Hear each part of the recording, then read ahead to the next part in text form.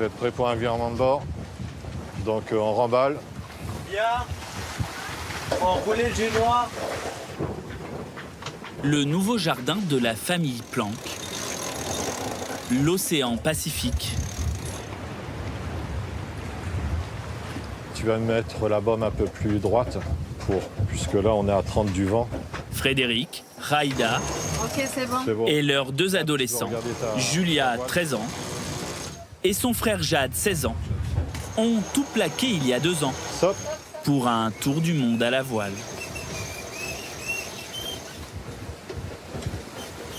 Ils sont pas mal vos matelots, Frédéric. Ils sont très bien. Ils connaissent leur travail maintenant. Une vie en mer, mais avec tout le confort moderne. Pour mouiller son bateau de 17 mètres, Vas-y, remets un peu. le capitaine peut compter sur Julia Elle se tend là? Ouais, et sur ses mais casques, par là. achetés 300 €. Parfait. Merci Julia. C'est important qu'on puisse communiquer sans gueuler. Allez, il reste combien? 10 mètres? Non, 20 mètres? Donc là, ça évite beaucoup d'engueulades aussi. La famille va passer le week-end dans cette crique des îles Marquises, les îles les plus isolées de la Polynésie française, à 1500 km de Tahiti. Au programme, baignade dans une eau à 29 degrés, parmi les raimentas et les requins pointe-noire, l'espèce la plus répandue dans l'archipel, inoffensive pour l'homme.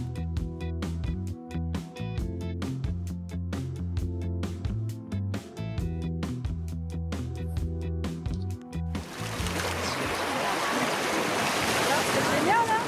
Tous les petits poissons colorés, jaunes, là, et gris. Derrière, il y avait un requin. Il est sur moi. C'est génial. Et la baie aussi, c'était super beau.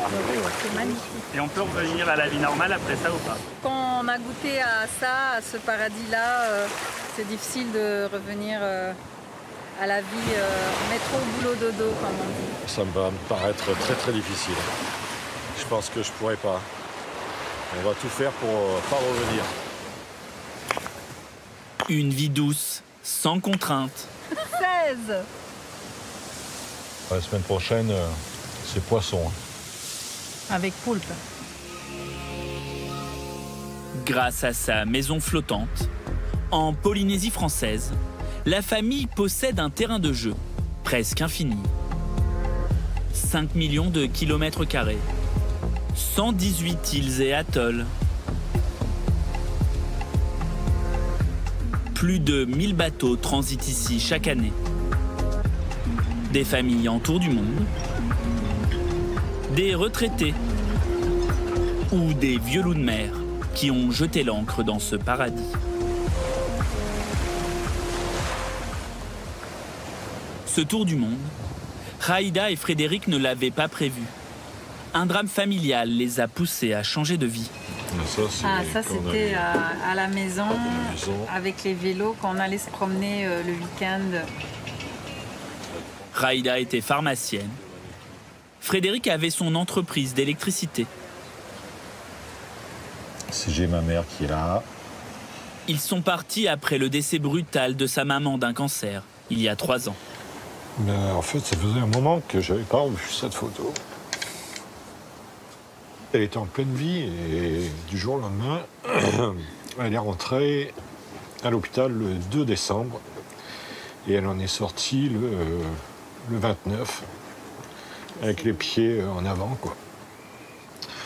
Donc ça m'a bien fait réfléchir. J'avais vraiment la tête dans le guidon. J'ai travaillé comme il fallait et j'étais pas beaucoup présent à la maison. Si jamais j'ai une maladie ou quoi aux caisses, j'ai mon père qui est mort à 59 ans, j'en ai 57, donc je voudrais pas le suivre. Tu fais une boucle. 15 jours après ce drame, Frédéric prend une semaine de cours de voile, demande Raïda en mariage. Une bague pour concrétiser notre amour et qu'il soit éternel comme ce diamant. Et achète ce bateau d'occasion, 400 000 €. Il embarque toute sa famille, traverse l'Atlantique, puis le Pacifique, sans aucune expérience de la mer.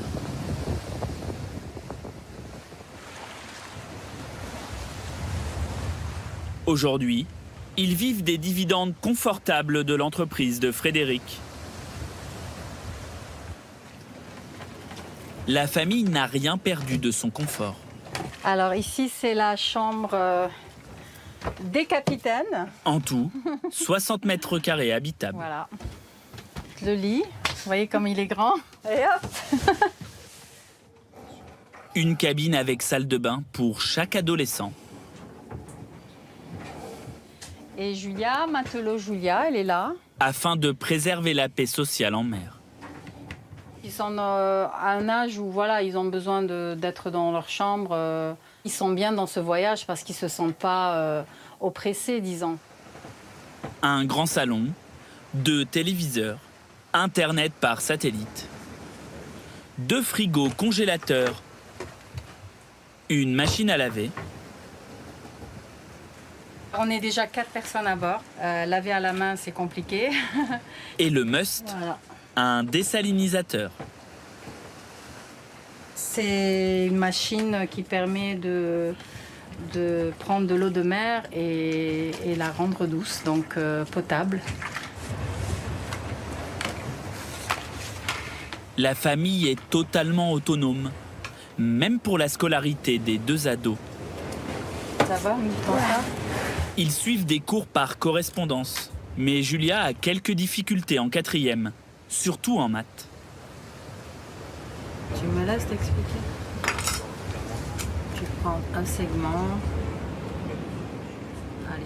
Non mais il est là ton segment. Non mais tu n'as pas besoin de faire aussi grand. Tu Oui fais mais c'est jusqu'à pas 6. grave. Le point M, il doit être à 3/4 de AB, Julia.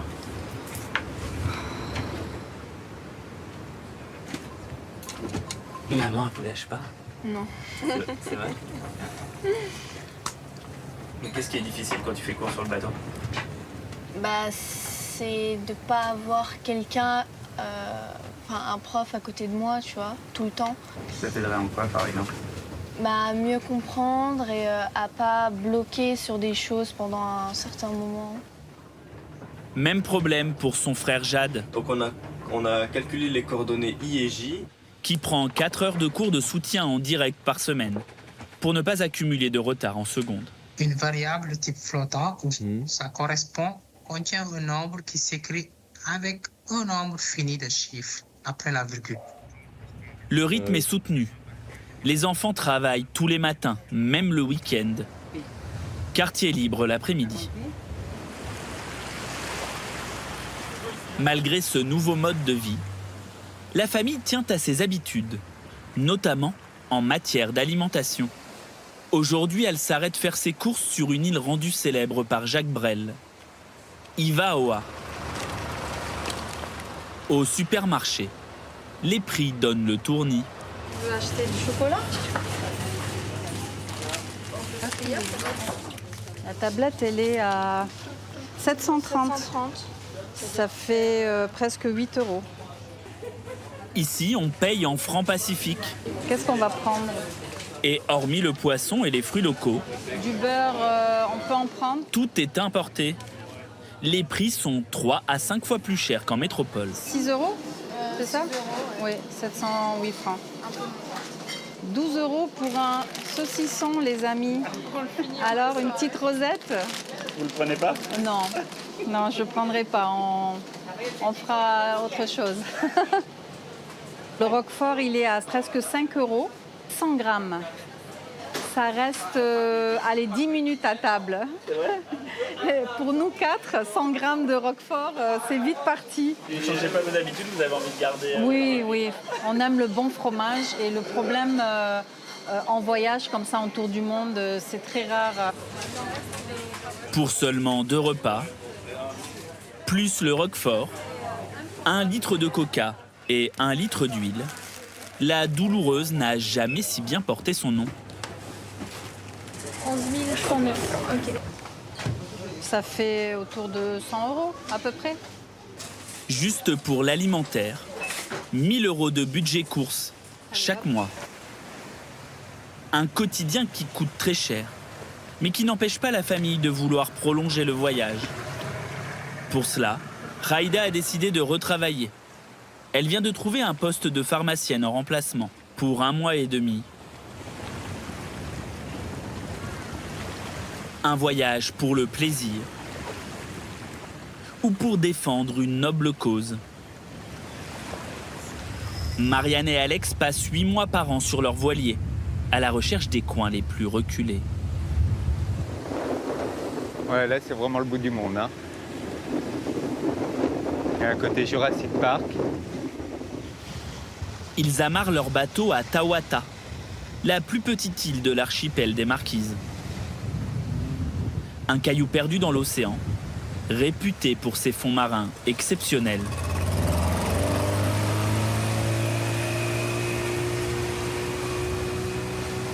On retourne sur le banc de sable là-bas, on va mouiller dans 5 mètres d'eau, je pense. Regarde, là, on est pas mal. Ouais. Ah, en plus, on a le noir et le blanc là avec la falaise. S'il y a un peu de lumière, ça va être dingue. Le couple réalise des vidéos de danse sous-marine pour sensibiliser à la protection des espèces.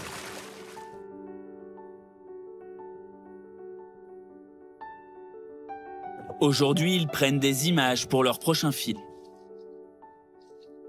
Tous deux sont apnéistes confirmés.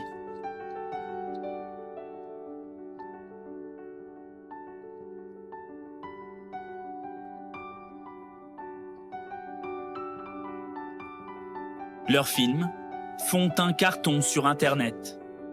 Le dernier en date, l'Aquaballet, plus d'1 million de vues. 4 mois de tournage à la rencontre des espèces marines en danger.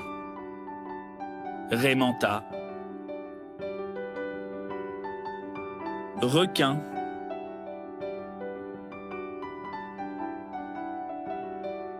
baleines à bosse,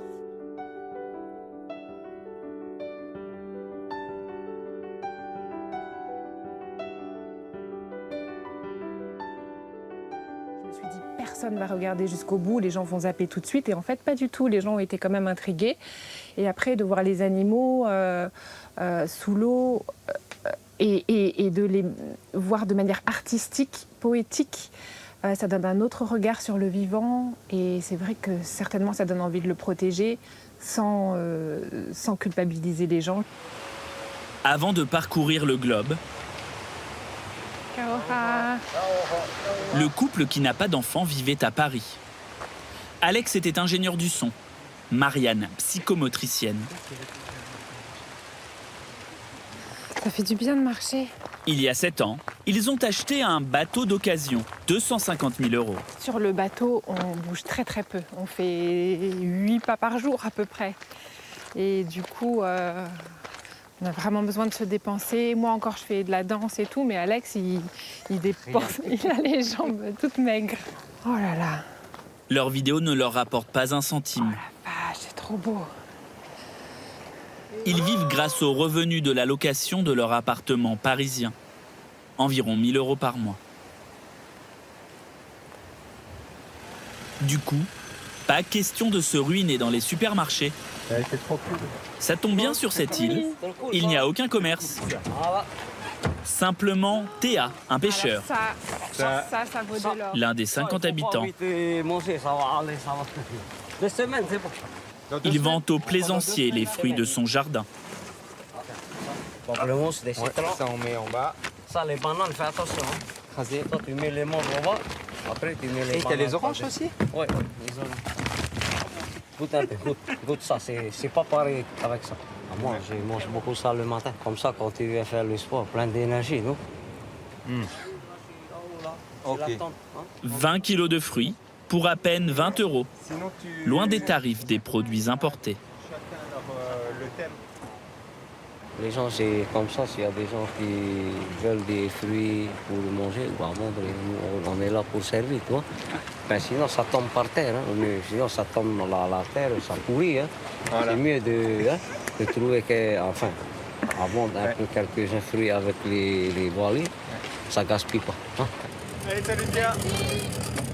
Une vie frugale dans des coins paradisiaques.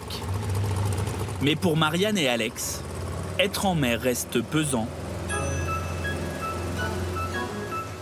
À bord de leur monocoque des années 80, peu de confort, contrairement à la famille Planck. Pas de télévision, pas d'internet et surtout pas de désalinisateur. Récupérer de l'eau potable est une gageure. Pour leur cuve de 1400 litres, 2 journées complètes à faire des allers-retours pour remplir des dizaines de bidons à la source de l'île.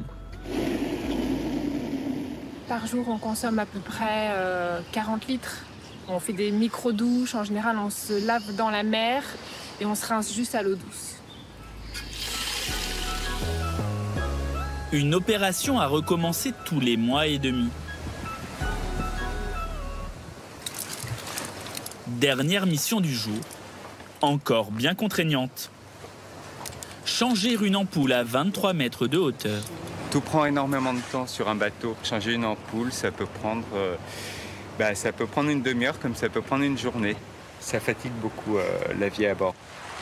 Est-ce que tu peux éteindre tous les feux, s'il te plaît? Ah putain, ça bouge. Le prix à payer pour continuer leur projet de sensibilisation.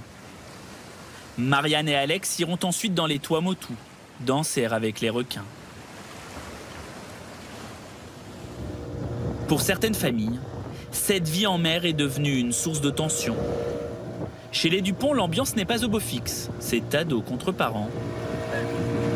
Bon, c'est ça la vie en fait, c'est la nature. C'est pas autre chose. Ouais, c'est vrai. C'est pas la vie ça, ouais, pas pour les ados, mais pour les ados. Pour les ados, c'est de la merde.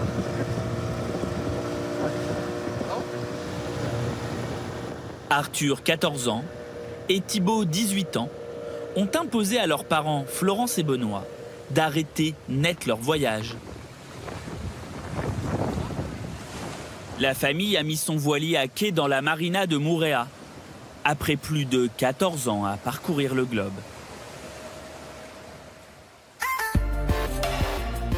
Arthur et Thibaut n'ont jamais vécu dans une maison et n'ont jamais eu leur propre chambre. Ils dormaient dans le même lit que leur grande sœur. La famille fait le tour du monde plusieurs fois. Cap-Vert, Sénégal, Brésil, Guyane. Florence et Benoît vivent très modestement de la pêche et de petits boulots. La scolarité des enfants se fait à distance. Mais il y a 2 ans, à leur arrivée en Polynésie, les garçons disent « stop » car ils veulent être désormais des ados comme les autres.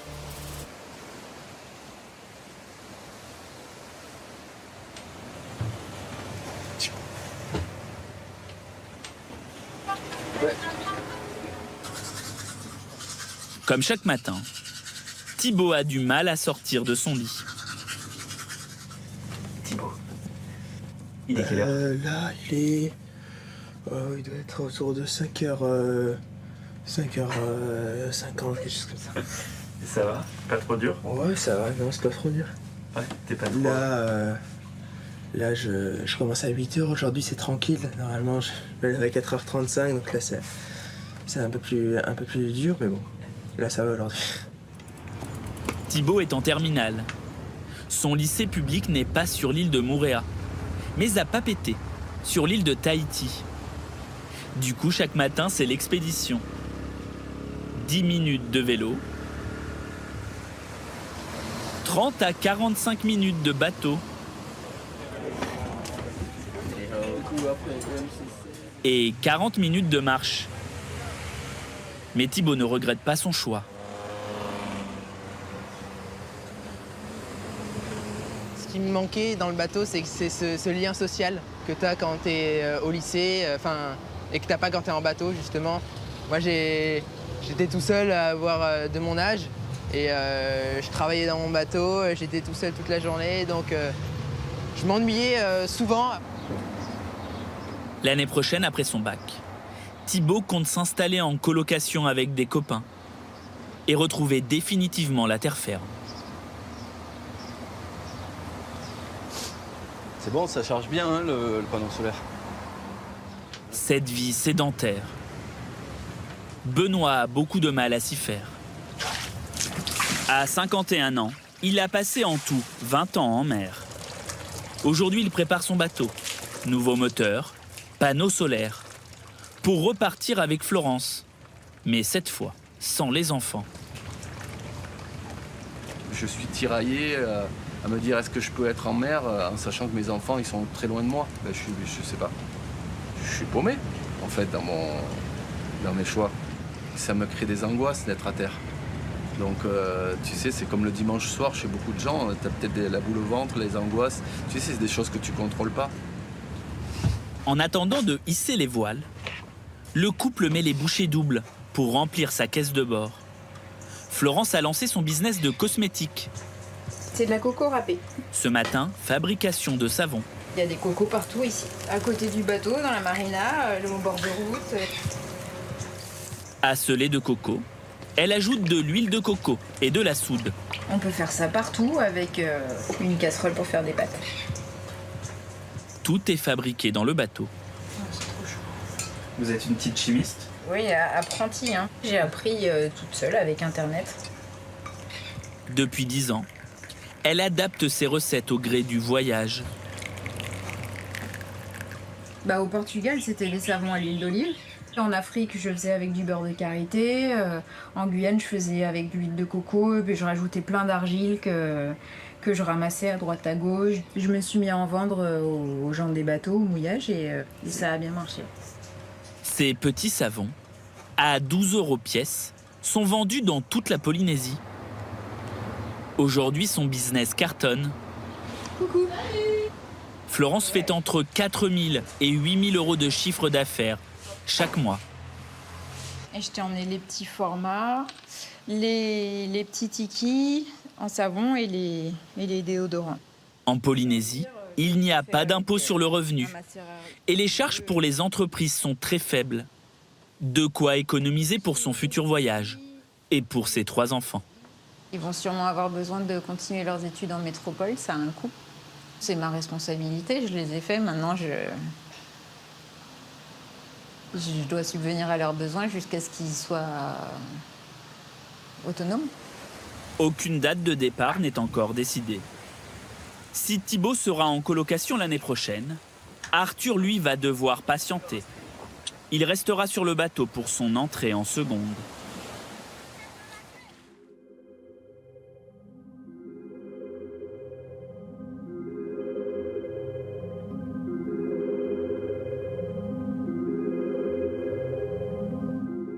Quand elle sort en promenade, la famille Pinel déplace sa maison. Tu peux couper les moteurs, Alice?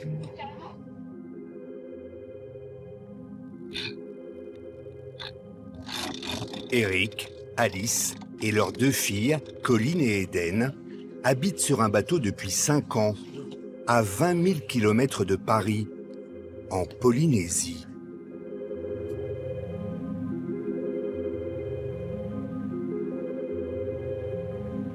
Vous essayez de voir une tortue, Eden? C'est pas mal, hein? Ça va, ça va. On s'y fait.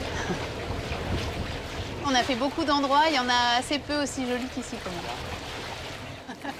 Eric, 45 ans, et Alice, 38 ans, ont tout plaqué en métropole. Le fracas des villes, l'enfermement en appartement, pour une vie au fil de l'eau.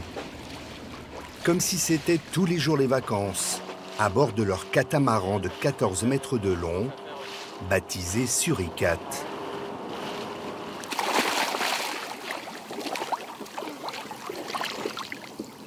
Et Alice, vous croyez que vous arriverez à revenir à une vie normale après ou pas alors? Qu'est-ce que tu appelles une vie normale? Il y a sûrement un moment où on voudra faire autre chose, mais pour le moment, c'est pas le cas. En attendant, Petite séance de snorkeling. Au milieu des patates de corail. Un jardin d'Éden de 2 mètres de profondeur. L'eau est à 29 degrés toute l'année.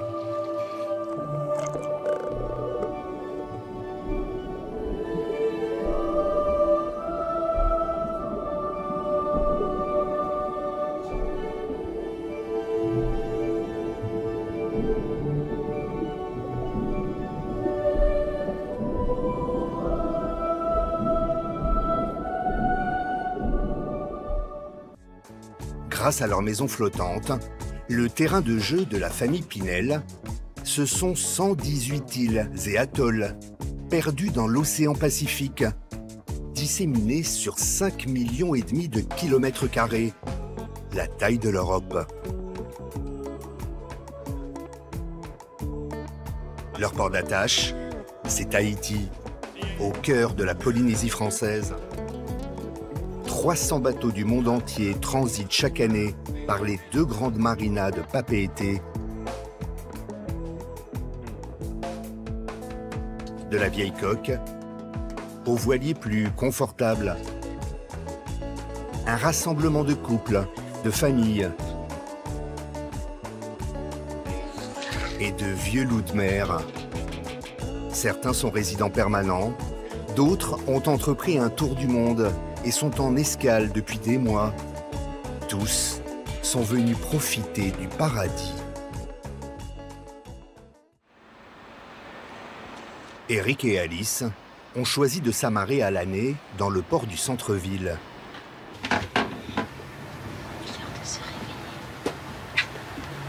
Coucou. Bien dormi les girls? Elles dorment ensemble depuis le début. Il n'y a pas moyen de les séparer. Alors on a 4 cabines, mais elles dorment toutes les 2. Ça va. Eden a 7 ans, Colline 10 ans. Les 2 filles sont nées à Papeete, la ville d'adoption de leurs parents depuis 2006. Alice travaillait dans la finance à Madrid, avant de rejoindre Eric, déjà installé à Tahiti comme photographe, spécialiste des fonds marins. Pendant 6 ans, ils vivent à terre, avant d'acheter leur catamaran d'occasion, 250 000 €, et d'entamer avec les filles un tour du monde en 2012. Un périple de 15 000 km, avec des escales dans chaque pays visité, Cuba, Guatemala, îles Galapagos, les Marquises. En mars 2015, retour à Tahiti. C'est Alice qui fait bouillir la marmite. La jeune femme travaille en ville. Directrice financière d'un grand groupe hôtelier tahitien, elle touche un gros salaire de cadre supérieur. Allez, bonne journée. Allez, crapaud, amusez-vous bien. À 7 h du matin, quand ces femmes quittent le navire pour l'école et le bureau, le capitaine se change en chef mécano. Eric a abandonné son métier de photographe pour se consacrer à temps plein à l'entretien du bateau et dire qu'il n'était pas du tout bricoleur. Quand on est au milieu de nulle part, au milieu de la mer, qu'on a un problème, si on n'est pas capable de se débrouiller tout seul, d'identifier la panne et de régler son problème, on peut vite se trouver très très mal. Donc il faut s'y mettre. Pour aménager les 40 mètres carrés habitables, Eric a élargi les lits, fabriqué un bureau pour ses filles et trouvé un système ingénieux pour cacher la télé et gagner de l'espace. Et voilà, pas plus de télé. Il a aussi installé 3 panneaux solaires pour faire tourner leur congélateur et leur machine à laver, pas si fréquent d'en trouver sur un bateau. Et pour cause. La machine, elle fait 53 ou 55 cm et j'ai que 43 cm dans toutes mes portes. Donc il a fallu démonter complètement la machine et la remonter à l'intérieur. Pour tout ce confort et pour la maintenance de leur bateau maison, Eric dépense 10 000 € par an. À cela, il faut ajouter 750 € par mois. Le prix de leur emplacement dans cette marina, surveillée 24 heures sur 24. Un pied sur l'eau, un pied sur terre. Quand elles étaient en mer, Colline et Eden ont suivi pendant 2 ans les cours par correspondance du CNED avec papa-maman. Depuis, les parents ont préféré les scolariser à Papeete, histoire de ne pas trop les couper du monde.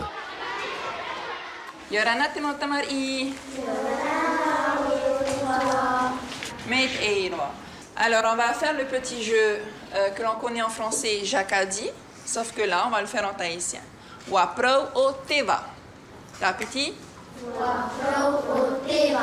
Waprou o teva afaaro o. Eden? Afaaro o. Eden est en CE1 et apprend le tahitien. 2 heures par semaine obligatoire. En classe de CM1, sa grande sœur Colline suit des cours de géographie adaptés à l'environnement local. À Tahiti, on apprend moins les affluents de la Seine que l'écosystème des récifs coralliens. Et la petite fille est incollable. Quelles sont les menaces qui pèsent sur le corail? Colline. Si la température de l'eau augmente un peu ou descend un peu, par exemple si ça va à 40 degrés, par exemple la température de l'eau, ben, les polypes ils meurent parce que l'eau elle est trop chaude pour eux. Question vie sociale, il y a aussi les copains bateaux, autrement dit les voisins de ponton. On n'a rien fait de mieux que les gestes encore. Ce jour-là, les suricates ont invité à déjeuner les Mambala. Dans les marinas, on s'appelle par le nom de son bateau. Salut. Hello. Ça va? Les insaisissables Mambala. Anaïk était kinésithérapeute. Marc dirigeait une société de vente de café à Quimper. Ce Breton a vendu son entreprise pour offrir à sa femme et ses 2 filles un tour du monde à la voile de 3 ans. Ils sont en escale à Tahiti depuis 2 mois. Le lendemain, ils partent visiter les Australes, dans le sud de la Polynésie. La météo, alors il y a une bonne baston qui passe sur les Australes. Oui, j'ai vu. T'as vu ça, hein? Il y a vu ça ce matin. Les gens de bateau, comme ils s'appellent entre eux, constituent une communauté à part, où se tissent des amitiés très fortes, au gré des traversées. Je trouve que les liens sont très faciles à établir, et après tu as tes affinités ou pas, quoi. Et ce qui est très très fort, c'est qu'on en a quitté certains, nous par exemple côté Atlantique, enfin dans la Caraïbe, en pensant jamais les revoir, puis au final ils ont traversé et 2 ans après on les a retrouvés au fond des Tuamotu, comme si on s'était quitté la veille. Et voir arriver un bateau copain qu'on a connu à 5000 km de là et pouvoir se retrouver, les émotions sont très très fortes. Des moments de vie magiques, aussi pour les filles. Des rubans blancs pour ma maman, des rubans verts pour mon petit frère. Ça va bien. Allez, encore, mais on court pas trop vite, hein. Pas besoin d'aller au square pour jouer avec les copines.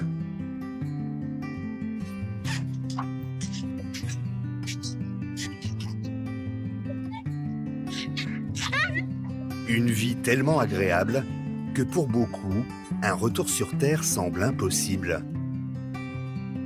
Dans la marina de Taina, la plus grande de Tahiti, avec ses 580 places à quai et ses 200 bouées au mouillage, l'un des plus anciens résidents s'appelle Guy Cordier.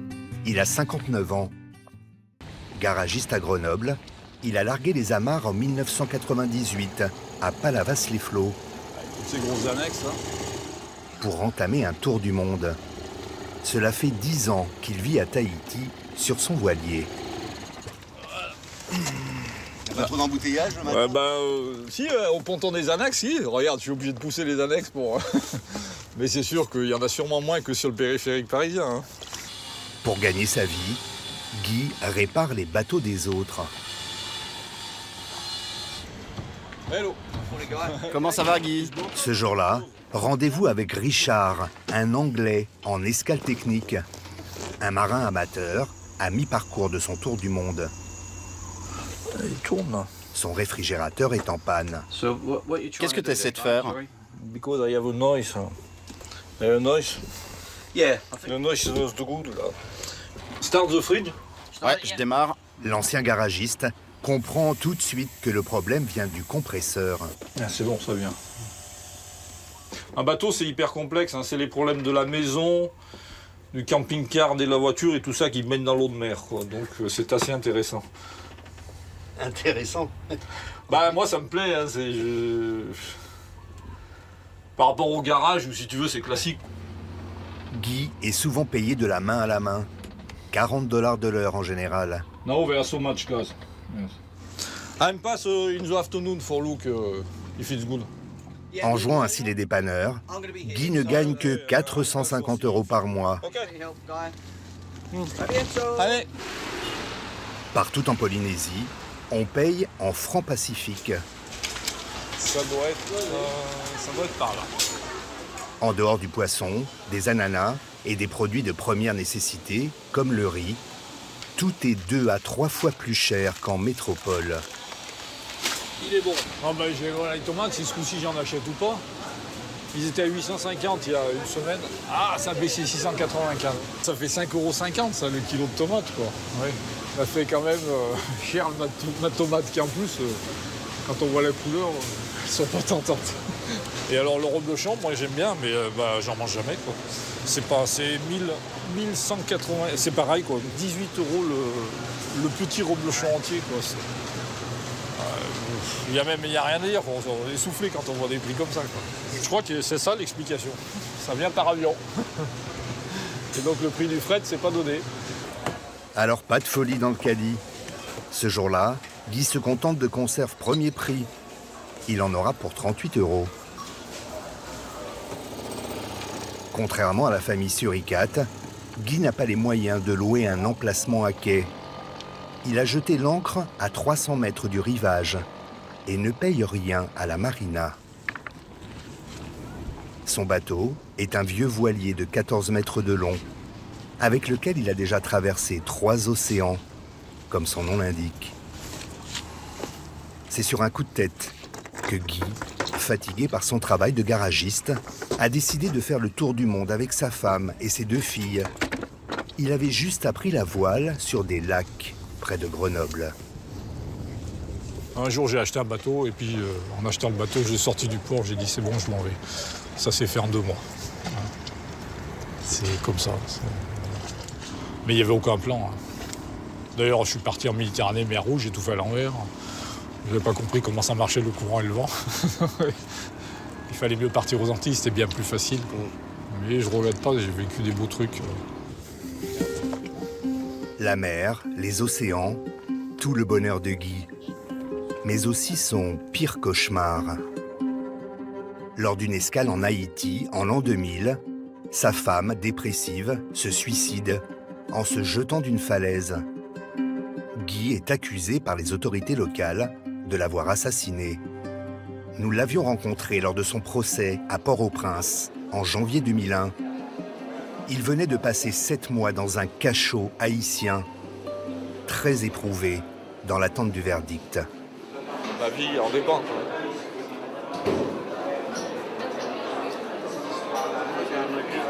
S'il se trompe, je suis parti jusqu'à la fin de mes jours en tôle, quoi. Est-il coupable comme auteur d'un crime donné la mort volontairement à son épouse? Réponse: non.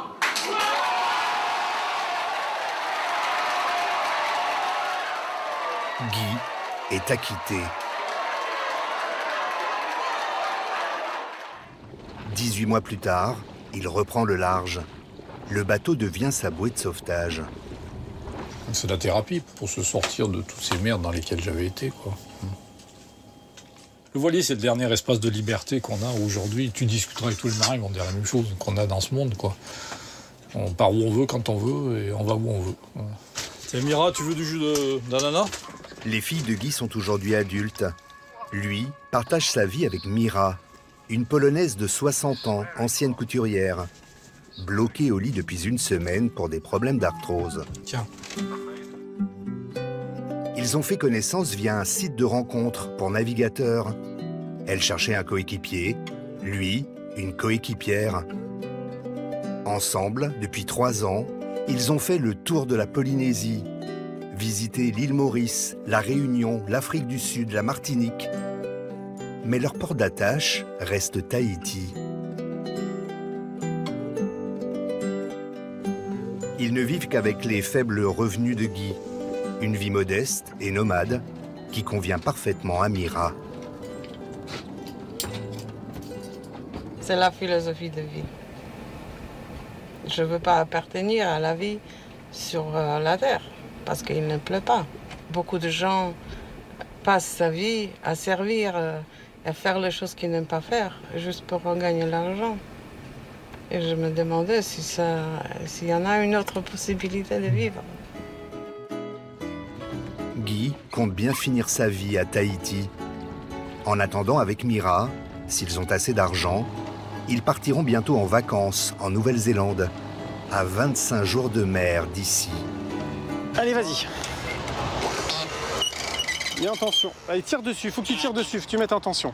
La famille suricate, elle aussi, s'apprête à prendre le large. Du haut de ses 10 ans, Colline joue les moussaillons avec son père. Demain, c'est le grand départ pour les vacances scolaires sur l'île de Bora Bora. Ok, encore un peu. Dernier réglage avant de larguer les amarres. Eric doit changer le feu de pont à 4 mètres de hauteur. Toutes les LED sont allumées? Ok, c'est parfait. Depuis qu'ils vivent sur un bateau, Eric a formé ses 2 petites filles aux rudiments de la navigation. Ok. Au cas où. On va réviser, hein. Ça m'arrive de naviguer uniquement avec elles, sans leur mère. Je peux tomber à l'eau, ça peut arriver. Et là, elles savent maintenant comment arrêter le bateau, noter le point GPS le plus rapidement possible pour avoir une idée, une trace de l'endroit où je serais tombé. Et après, manipuler la VHF pour appeler les secours. Eric et Alice ont failli s'échouer 5 fois depuis qu'ils vivent sur leur bateau.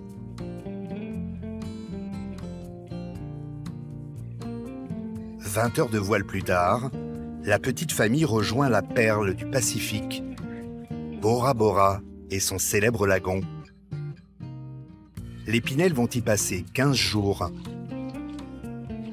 Leur passe-temps favori, chercher des raies manta. Ah. Quoi? C'est ce que je me suis demandé. Ouais, c'en est une, ça. C'est une manta? Ouais. Yes. Oui. Là. Ah ouais. Tu vois, Eden, descends. Elle est là.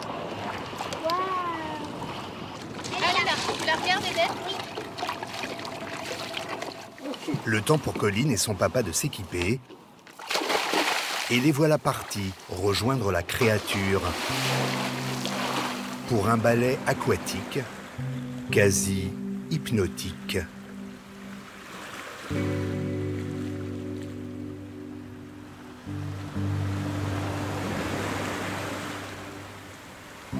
La raie manta est la plus grande et la plus gracieuse des raies. Entre 3 et 7 mètres d'envergure, elle peut peser plus d'1 tonne. Nager avec une manta est le rêve de tout plongeur.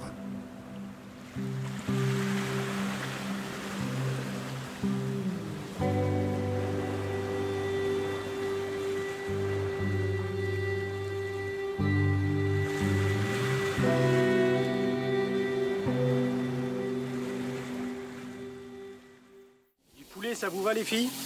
Cette vie de rêve sur leur bateau, allez, Eric et Alice comptent la prolonger le plus longtemps possible. Pas question pour l'instant d'imaginer un retour sur la terre ferme. Je pense que la seule chose qui va nous obliger à revenir, c'est un peu comme tous les gens de bateau. La seule contrainte, c'est les enfants qui arrivent à l'adolescence et qui ont envie de socialiser et qui nous le font ressentir. Pour le moment, ça va? Vous êtes avec vos parents?